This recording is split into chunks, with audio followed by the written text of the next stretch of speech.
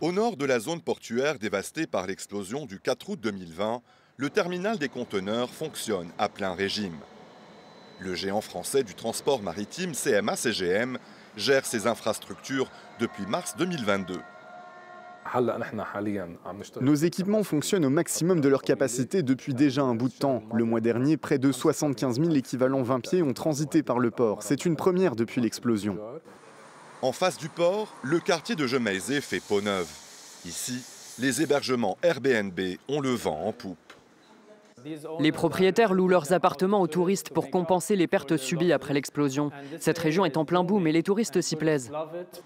À 2 coins de rue, une boulangerie très prisée de la population locale et des touristes. Il y a 1 an, Rita lançait son business en faisant le pari de la reprise économique. Je devais faire part du changement. Sage Stories n'est pas qu'un simple lieu. Il représente l'âme de Beyrouth et la force de ses habitants. Il y a vraiment cet engouement de la population beyrouthnienne qui vraiment cherche à redonner un second souffle de vie à la ville. Ça fait chaud au cœur. On voit de la chaleur, les enseignes ils sont bonnes, les gens accueillent. Et cet accueil, il ne marque pas le fait qu'il y a eu cette souffrance-là.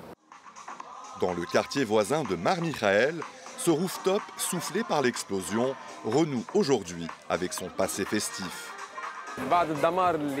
Après l'explosion dévastatrice, nous avons tout reconstruit. La vie nocturne a graduellement repris son cours dans les rues du quartier de Mar Mikhaël. Tout est redevenu comme avant. La renaissance des quartiers du port consacre la résilience des Libanais, dans un pays confronté à l'une des pires crises économiques au monde.